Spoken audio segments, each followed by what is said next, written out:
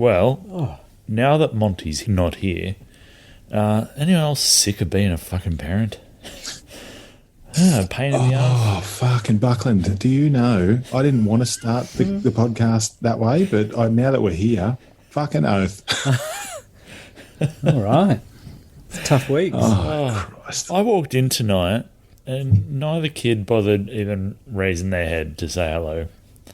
And that fucked me right off, I've got to say.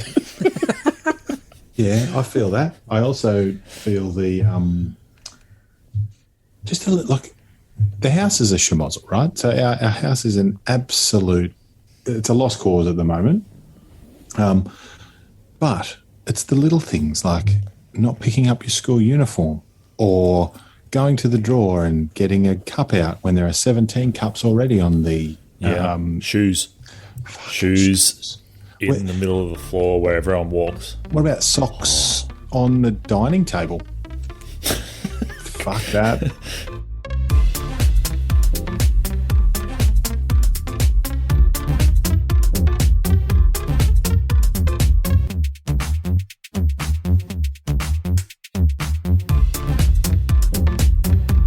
Well, hello and welcome again to Dad Pants.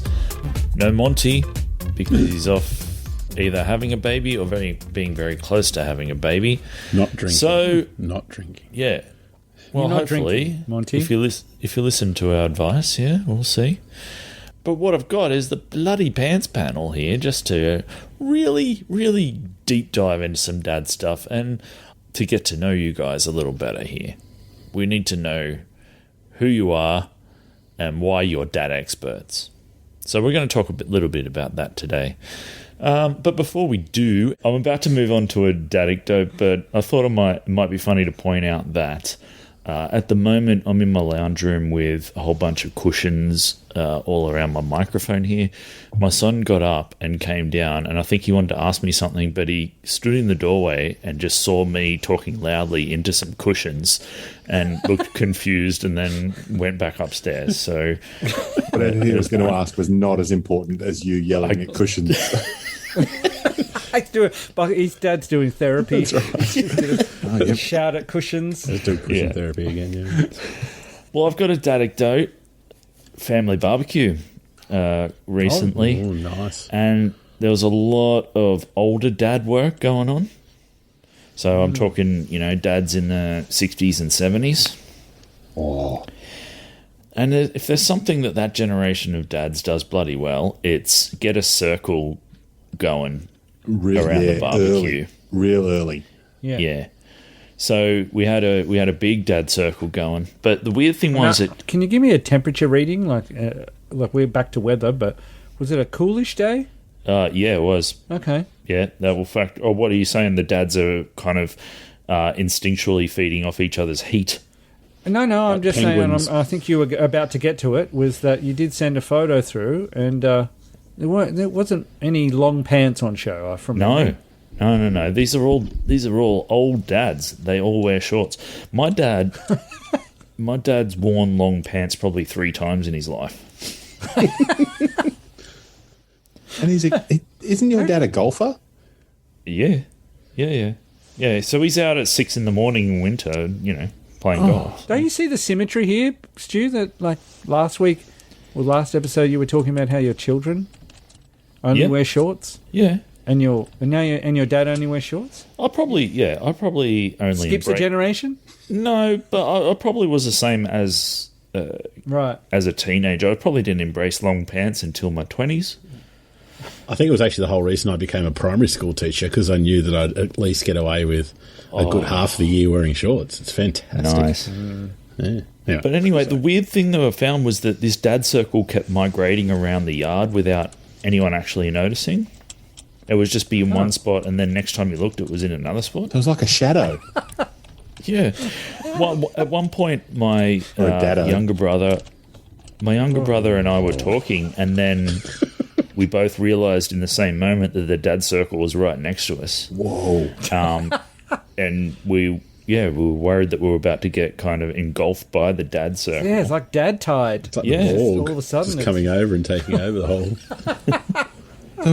So did you actually When they were Absorbing away, dads. well, yeah, when they were further away, did you want to be a part of the circle? And then as they got closer, you felt the need to sort of move away from it, like a magnet, like two magnets, sort of. No, because, I didn't really want to talk about whatever they were talking about. I was happy talking to my brother, who I hadn't seen in a while, about obscure videos and weird shit. Yeah, I didn't really want to talk about, people I barely remember from my childhood. Okay. Yeah, so obviously some other kind of dad occurrences are a lot of loitering around the barbecue, and then when the main barbecuer steps away for a moment, someone swoops in and takes the tongs Just and just slides right in there, without any subtlety. And the first dad having to cop it when they come back, just going, oh well, I'm just. See, sometimes so there's a question right there. Now, being that you do as the tong wielder, Yes. do you pass the tongs, knowing that someone's going to take your place anyway? Do you pass the tongs over and anoint the next No. barbecuer, or do you? Oh God, no! I don't think that happens. I think the first barbecuer genuinely has a hope that if they put the tongs down for a minute, they might be able to just pop back in a minute and pick them back up. Are we all There was that none of that stupid going though? on. Well, Maybe you live in that's hope. the movement around the backyard was them jostling and like a To be closest to the trying- barbecue. Yeah, just I'll drag him out here. I'll drag him out. Oh no, because he's set by the barbecue. But I reckon he's about to leave, and I'll just slowly move back. Maybe that's what it is. It's a migrationary pattern to get closer to the barbecue when the person leaves. Yeah. See, there's some real questions. Yeah, some real questions, and I'm sure we'll get to it later on down the track around barbecue etiquette and. Oh yeah. Listen, I'm not trying to start an episode about barbecue. Like I wouldn't have bothered writing a run sheet if I was going to do that. I'm just these are all things we can pin for another time. I'm just highlighting them now as a little, note. My cousin made a bit of a fire in a fire pit that everyone was hanging around and complimenting. So the dad circle made their own fire on the other side of the yard. Oh my God, Seriously? that's amazing! Because they had seen how much kudos the original fire was getting, and so they made their own fire. Was it like a pit, or did they just? They just set a bush on fire. No, it was in like a tub thing. Yeah, Just their own dad fire. it was our own. All right. Yeah, it's going. Do you think that was like petty? Were they petulant about it, or were they?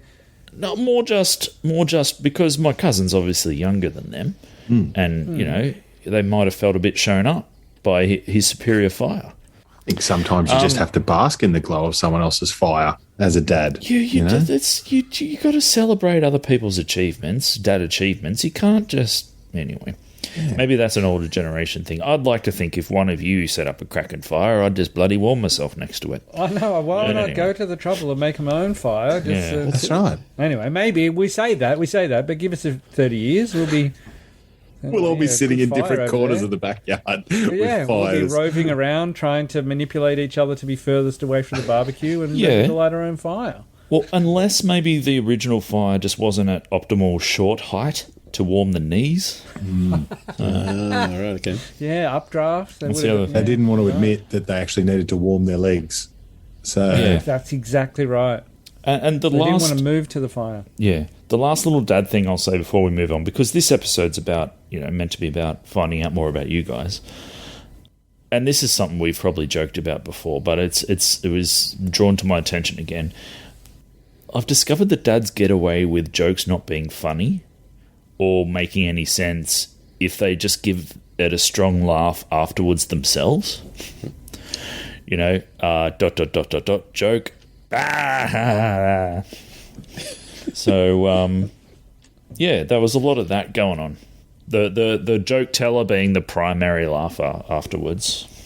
I think that also with age, the incoherency kind of that becomes it's almost like joke telling punctuation, because that's the only way. As I say, I've got some uncles who you can't understand what they're saying. Like they've gone deaf, and so they've got hearing aids and stuff. So they do the mumble, And so you sit there and you're, yeah. Like, you're just pretty much nodding the whole time. It's like, oh, God, I hope I don't get stuck with them. And they sit there and go, no, and so they leave it there, you don't know, but then they give you that punctuation saying, what I just said was funny. And so then you know, so you can join in and politely extricate yourself from that situation. Yeah, you're right. It's a bit baffling sometimes. There were more non sequiturs than I was prepared for. Just going on all around the backyard. And then, but from dads. I expect it from you. Don't worry. Yeah, that's right. That's why we're here. I thought you would have grown a callus by now. You would have, the non sequitur callus, where they just bounce straight off. They still baffle us, though. They still baffle us. Oh, yeah. I think the best example was some old bugger came up to me while I was next to my dad, and he said to me, "Is that your old man?" I went, "Yes." He said, "You know what they used to call him? The man they couldn't root, shoot, or electrocute." I went, "Oh, okay." Did he just walk away after that? Electrocute. Yes, that's the best part. Done. That's job done. Yeah, job. You got to leave on a high note. So it's like he's pissed on your leg and then just walked off. Like he's marked his ground. He's told you some sort of rando joke. Yeah, I had no idea what was going on. You haven't asked your father about it?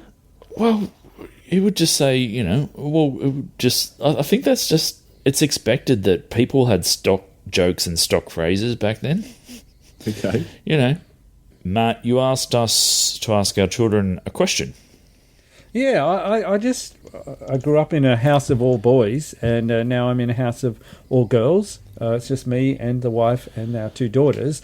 And I asked both my daughters and my wife, what are the dad jobs that I do around the house? What are my dad jobs? So I asked you guys to ask your kids, what are the dad jobs? Yeah. And I'll run through the list I've got so far, which is number one on the list, killing and removing all spiders and vermin from the house. Okay. Wow, that came out first. That was the first job. That was first. Okay. So again, I try to encourage, modern, independent young ladies, but still creepy crawlies, that kind of thing, my job. We did see a pretty explicit demonstration of that was shared in our group chat. That's quite the photo. Front and centre. Yeah, well, rat. Rat in the roof. Rat in the roof. Yes. There's a rat in the roof. So that was my job. What you going to do? That's right. So rodent capture and removal, that's one of it. Any kind of correspondence with slightly scary neighbours, that's my job. Yeah. Hooney drivers out the back. Hooney drivers, someone revving their car when trying to sleep, or someone's out the front. It's not so much going to have a go at them, but just to investigate, go out, see what's going on out there. Do the dad stance. Doing the dad stance, just do a wander past. How's it going? That's always helpful. Yeah. Investigation of scary noises in the night. Yeah, that's my job too. We had that one. Yeah. Yeah. And, of course, heavy lifting and assembling furniture. That's my job. Right. Which my wife said, I assemble furniture. And I was like, okay, let's go around the house.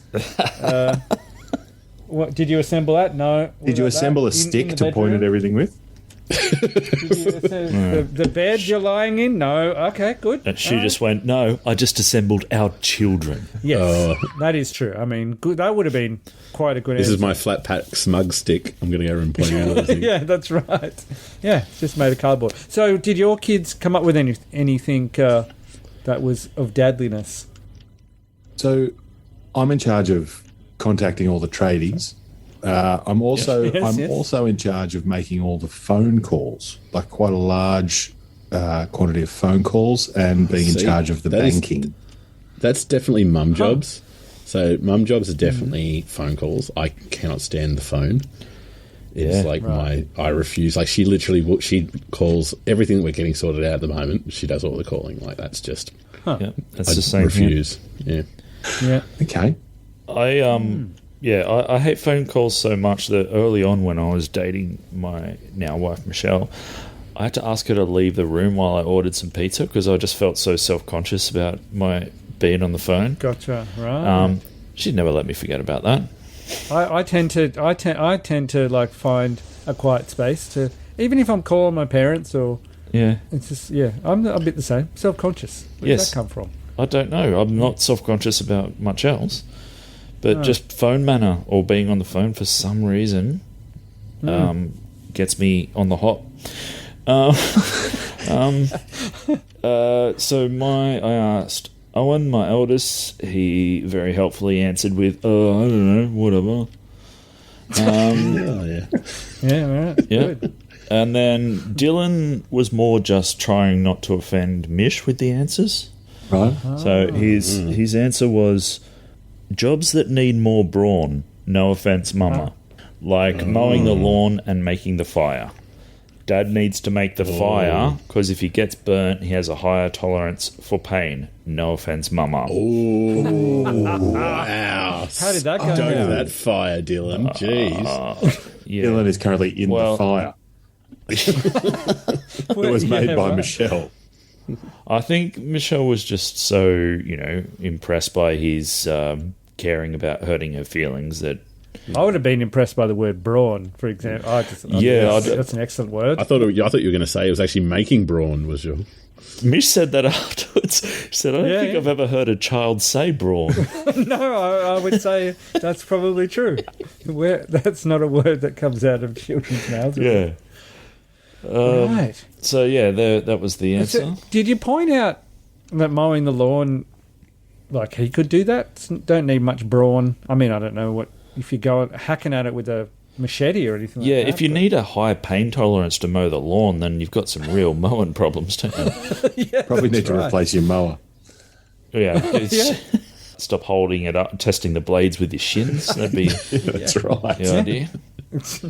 My kids were very polite in the way that they framed the fact that I make the normal meals, so the risottos and the stir fries and the pastas, but Mummy makes the nacho meat because I put a spicy mix in it once, and that has forever tarnished my nacho making skills. Oh. So Is Mummy Makes the Nacho Meat an okay title to use for this episode? I think it's a very fair. And Daddy Makes the Fire was the other thing as well. So that's the dad. See, jobs. that's interesting. I build the fire, but once it's going, my wife is all over that.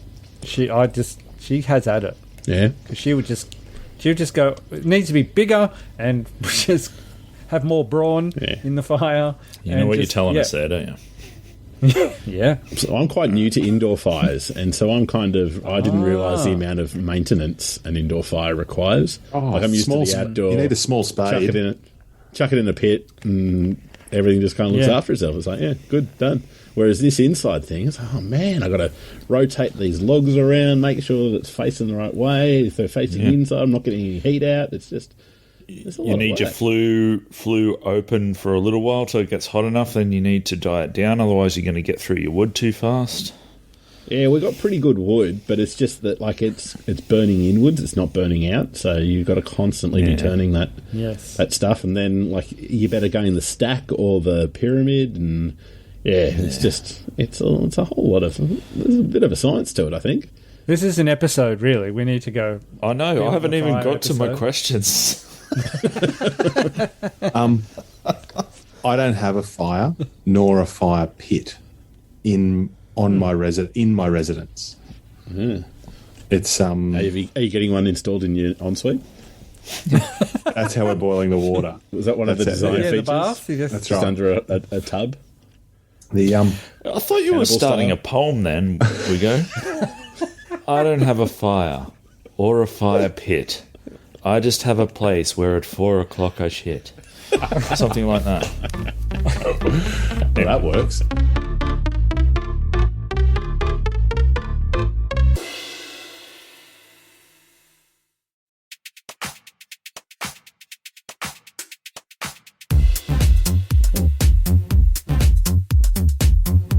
Now, this is the Getting to Know the Pants panel episode, so I'm going to go around very quickly, if you could, remind everyone about your parental situations, so how many kids you got and their ages, and maybe even a one-word description of what you think your parenting style is. How about that? Rich. I've got the two little sprogs. I've got a 5-year-old daughter and a 3-year-old son. A description of my parenting style in one word. I'm going to say three-quarter-assed parenting would probably be my how I'm there. I put in enough effort to keep everyone happy, but not so much that I turn insane. Like, I'm not someone of those. Definitely not a helicopter parent or someone who spends hours of their time. That's fine. It's still a sizable slice of arse. Yeah. Oh, yeah. That's what I mean. Like, I'm putting a lot of arse into it. But, if I really, some people, you see what they do for kids' parties and, the Saturday afternoon is like they'll go whole hog, and we'll occasionally get that stuff going on. But, generally it's kind of let the children play and I'll join in with them. Can I just say something about kids' parties? What?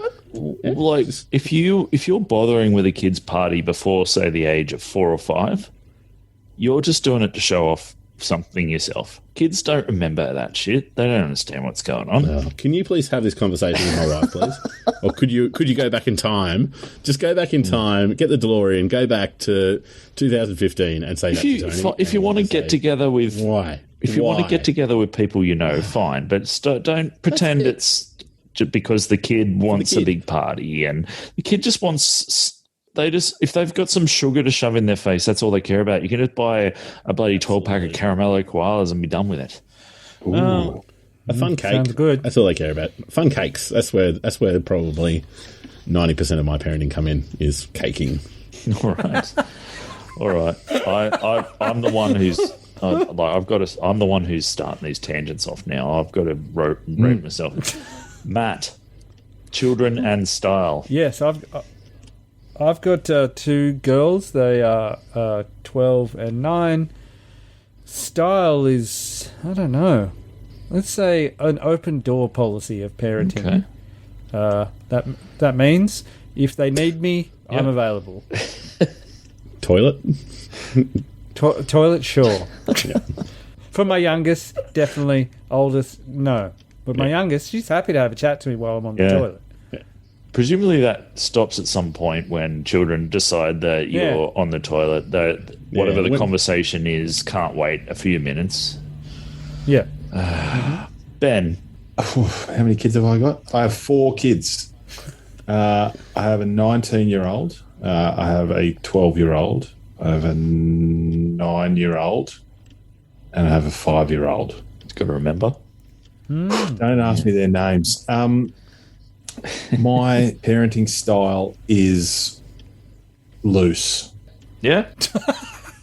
Yeah? Yeah, it's pretty loose. Like, I would let them do most things. I mean, in regards to, I don't know, eating chocolate on a Sunday morning for breakfast, I'm probably going to draw the line there, but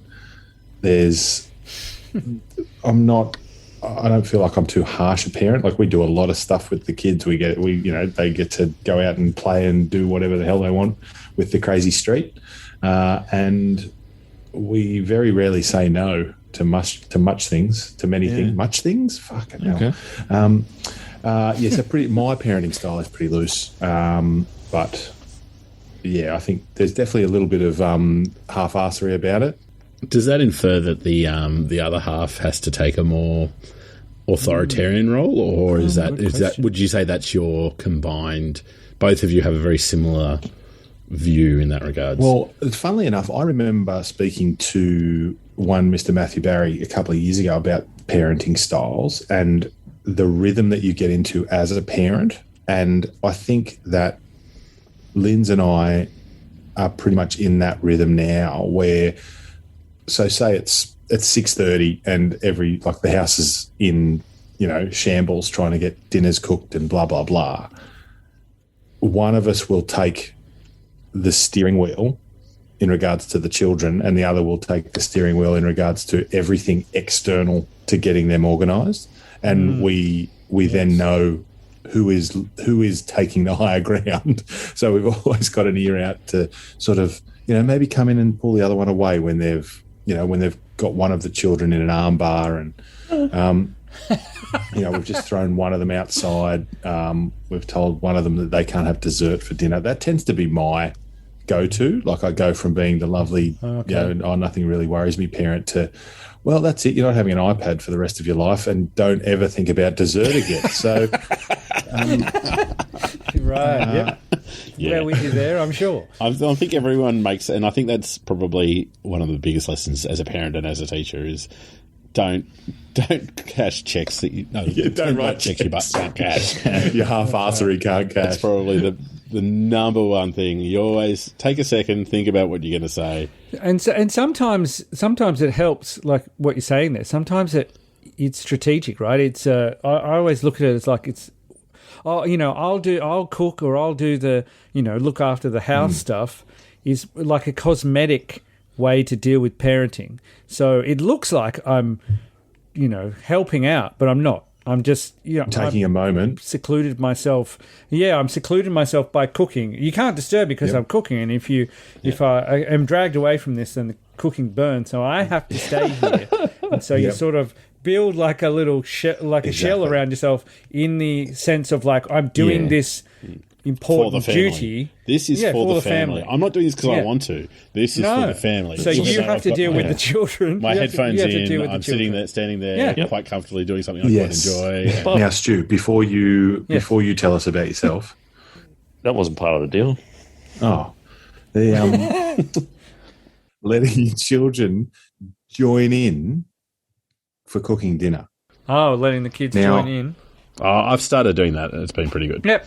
The joy is when they hit high school and they, do cooking class, and then they come home and they're like, "Oh, can I make pancakes for breakfast on the weekend?" Yeah, sure.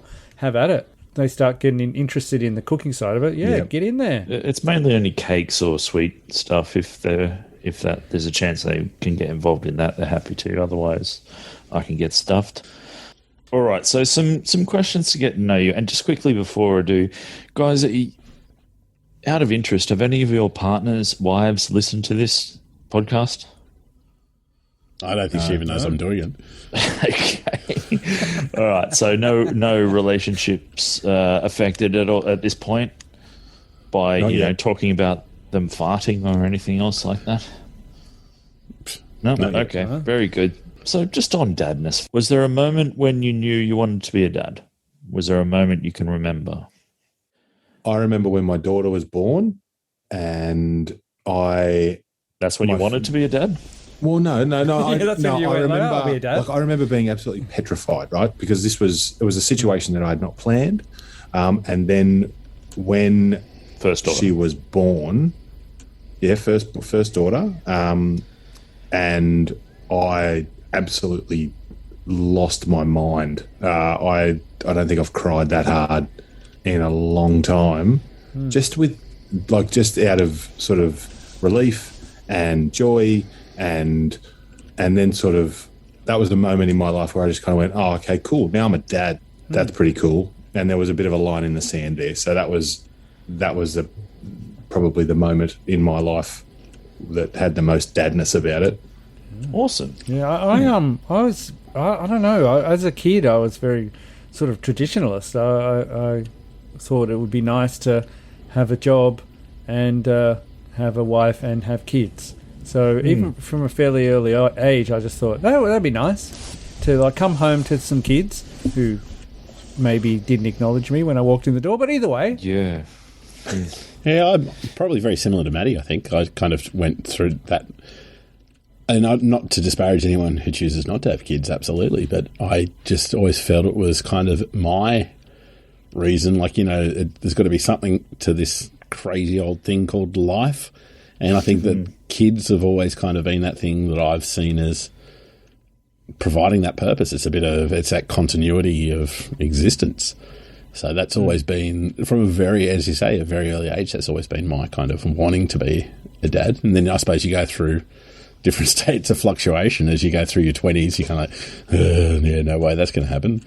And then it kind of, comes back and around again. And, I think I oddly, rather than having a moment where I thought, I want to be a dad, I had a bit of a reverse moment where the thought struck me that I might not ever be a dad, and I was scared by that. Yeah. Huh. I'd just gotten out of a particularly shitty relationship, and the thought struck me at one point, well, what if I never meet anyone and have a family with them? And that, made me worried. I hadn't really been that worried about it before that relationship. How old were you when you reckon you got to that point? Turned 30. Right. Yeah. So, I think, because it was a yardstick kind of time, that probably obviously helped.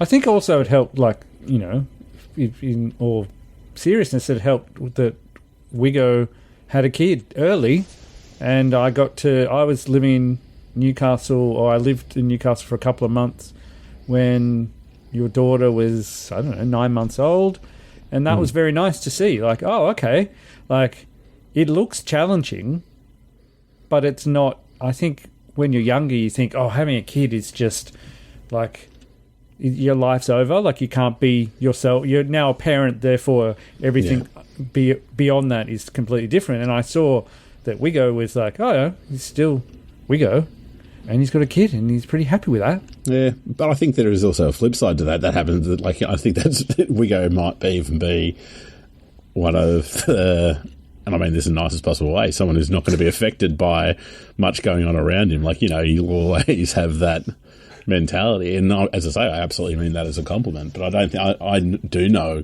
a lot of people who have changed significantly after the kids come along and everything shuts down. And I think even myself to a certain degree. Like, you know, it does. You do become very myopic almost in what's going on. Like, everything comes through that filter of, oh, but I've got the kids. Oh, I've got to worry about this. Oh, I've got to do that. Yeah, I think Wiggo certainly did that, but I think he was very good at just, I have a kid, so we have to manage our lives around this child, and let's just do that. So I think it was that. I think having that grounding, very grounded person is that Wiggins. Yeah, he is. Thank you. What a lovely thing. Let me ask you a couple of quick questions there, and be honest and relatively quick. I don't know if you remember what present I gave you when your daughter was born. Look, Stu, I do not. Okay, so it's unlikely that you would have cracked it open when she turned 18, like I intended when I bought it. Be honest, it was a bottle of red wine, and the hope was that you would cellar it and crack it open. I have no idea whether it was actually the sort of wine you can cellar or not, but crack it open when she turned 18 and have a glass of red with her. It was a very nice Lindemans. Some McGuigan's Black Label. Yeah. And then I as soon as I left, I thought, they're going to think that's the stupidest present of all time. So was I right? No. But see, okay, did you neck it immediately? Yeah. No. Okay, you can't sell a cask wine, Buckland. That's the problem. Tropicana does not vintage. I have had absolutely zero capacity to appreciate red wine up until the age of about 35. Right. So at no stage did that even become something that I could have appreciated. Like, I appreciated the gesture. Yeah. But at no point did it become I don't even know what to do with that. You know what I mean? Like, it was probably more challenging for me to cellar that red wine than it was for me to parent my child. Well, yeah. Well, so you would have had to build a cellar for a start. Exactly. So I apologise, Buckland. I really do. That's okay. Like, I apologise. It was a 20-year-old's idea of a good present for a newborn baby. I think that's a good present. I just think I'm a terrible friend. So what happened to it? Look. I probably drank it. I was going to say. Immediately. Yeah.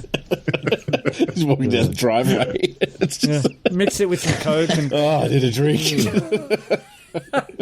Yeah. Yeah. I probably put it in the fridge. yeah. Red wine. Yeah. With some ice. All right. What do you think are your dad's strengths, fellas? I think I like I said, the open door policy that's my strength. I like to talk to my kids about anything and everything, whatever's on their mind. No shame, no judgment. I mean, there's judgment, but no outward judgment. Silent. No outward judgment.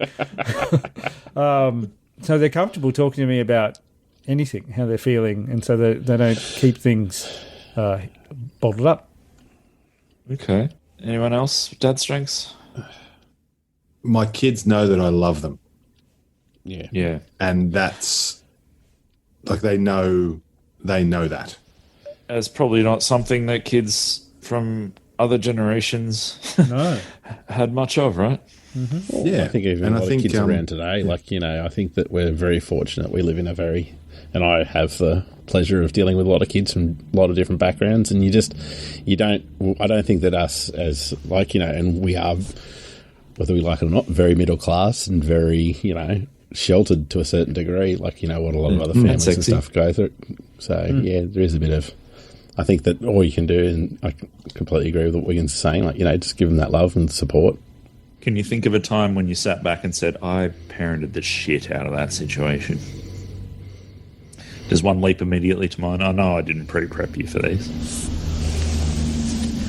I think just I picked my daughter up from school one day. My eldest, she can be emotional, and she was really upset. And rather than drive home, I drove to the top of these steps that have a really good lookout of the mountains, and we just sat there. And she told me what was bugging her, and she cried, and I didn't say anything. And then we eventually got back in the car and drove home. Oh, that's good. Awesome. That's really good. I hate to say it through the lens of other people, but having people come and looking after our kids, especially people we don't know, because we're away from the rest of our family.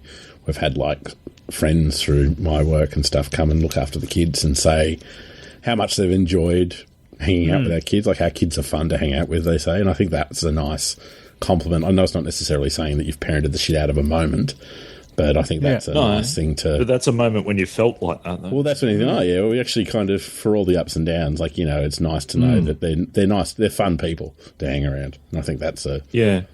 That's a we quality. get that a bit too, and we kind of... Because it puts in perspective, when you're feeling frustrated with your kids, someone else could see them and go, well, geez, I'd rather be dealing with that situation than my situation or whatever. So, yeah.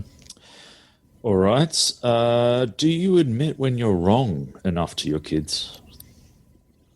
Yep, all the time. Yes. Yeah, I think so, yeah. God damn it. Yeah. I really stuffed up. I'm so sorry. I shouldn't have. I overreacted there is my big thing at the moment, because end of term and just fried brain and stuff like that, and quick on the trigger. So I think, absolutely. Yeah, getting good at apologising without the, but, I acted this way because you were doing this. No. Yeah. Getting good at just saying, yep, I shouldn't have done that. Yeah. I think it took me a while to realise that it's good parenting to do that rather than make them then say, I'm the parent, they need to think I'm infallible. Kind of. Yeah, no, I think that's, I also think it's good to explain, if they've done something that really annoyed you or really upset you or whatever, to not guilt them, not give them silent treatment, but to actually go, this is, you have no idea, of my perspective. I will try and explain it to you. I think that comes a bit from teaching as well, as just chipping away at getting kids to see from another person's perspective is really important.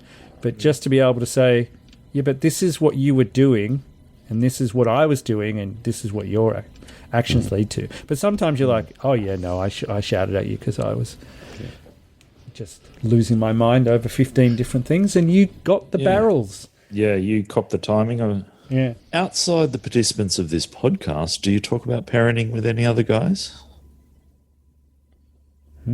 Yeah, like we've got we have a group of people in our street. We have 14 children in the street, so we've got a lot of parents, and it's really interesting to get the perspectives of, because there's a whole heap of different age ranges. Like we've got, obviously Jazz doesn't live with us, but she's 19 and hangs out with the street when she's here, down to Rosie, who's the youngest at 5.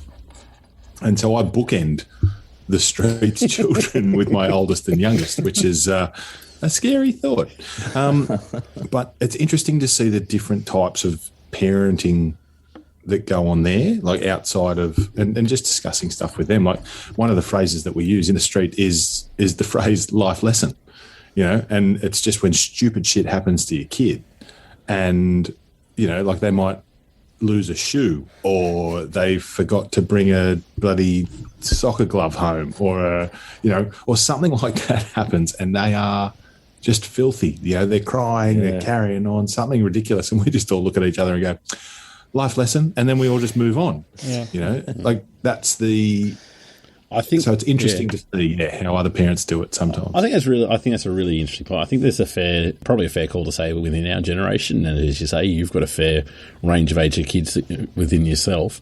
Within that kind of Gen X-y type thing, that going to the playground, there's not a lot of yelling going on from parents. Like there's not a lot of anger, or like I remember as a kid going to playgrounds and going to the shopping centre and seeing kids getting the shit beaten out of them by, like, they'd be getting smacked on the way out the door, and why you don't have, like, even if your kid's having a tantrum and stuff, there does seem to be a bit of there might be a bit of a nod of solidarity. George might be climbing off the trolley, like, we've had incidents where he's pulled the trolley over and, God knows what. But as I say, it's just that nod. Everyone knows what you're going through. I think there's that bit of shame around, if you can't control your kids, you're a bad parent. That's kind of falling to the wayside a little bit. I don't know. Yes.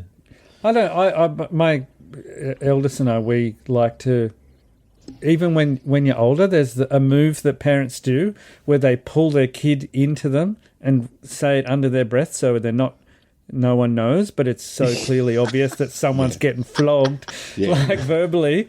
And I always do that to Violet. I always like, look, come here. And I just grab her arm and I say, would you like a donut? And just because I just love that move. It's such a great move. Yes, I think you're right, Ellis. I think there's far less of the hitting. It still happens, but there's far less of that. I don't know if it's just being parents yourself. I think before you had kids, I don't reckon I ever gave a shit about what other parents are doing. It was always, if that kid's making noise, oh, for God's sake, like I was judging the parents, like always. Yeah. But then as soon as you have a kid, you're like, oh,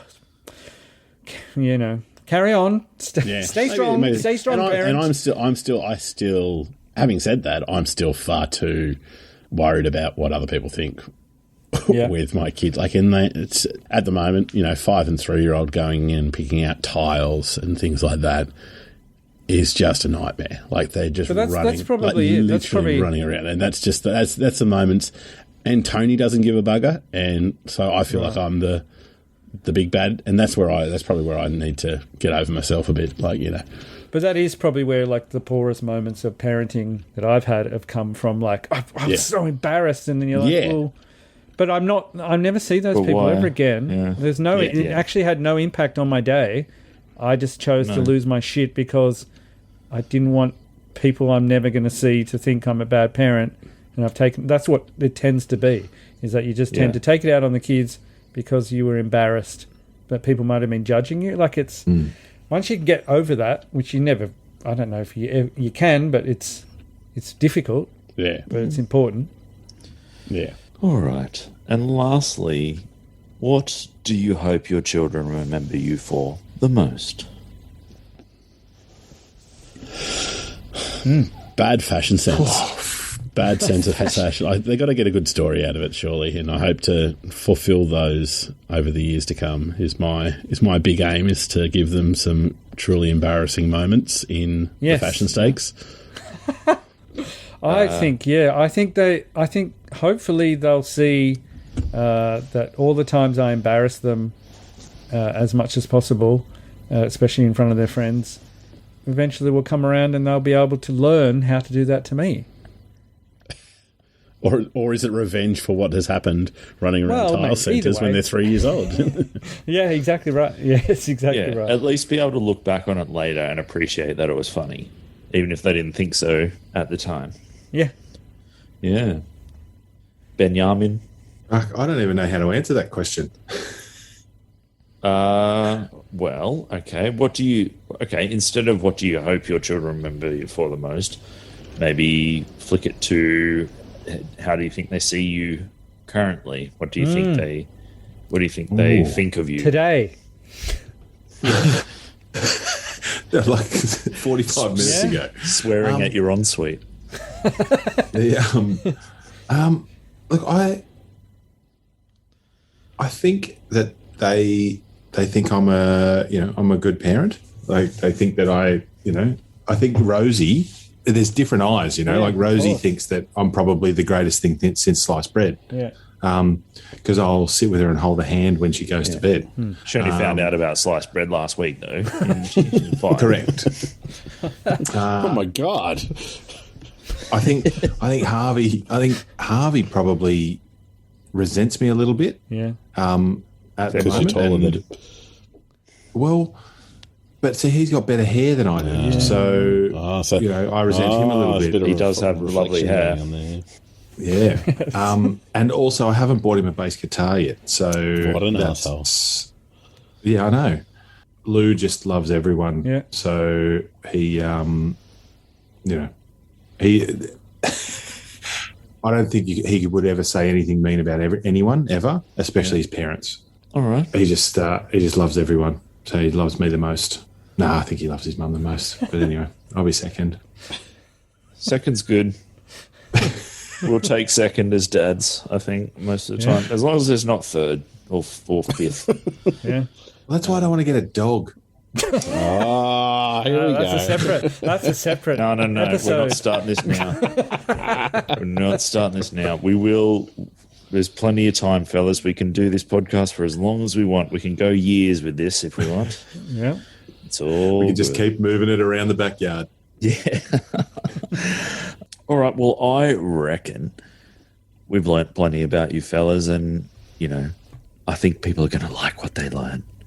And I think people are going to respect your opinions if they didn't before, because you are our experts, and we look forward to hearing many more pearls of wisdom from you.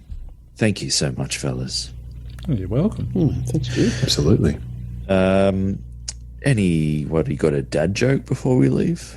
Just out of interest. No. Oh, okay. No one. I put it on the run sheet. No one came up with a dad joke.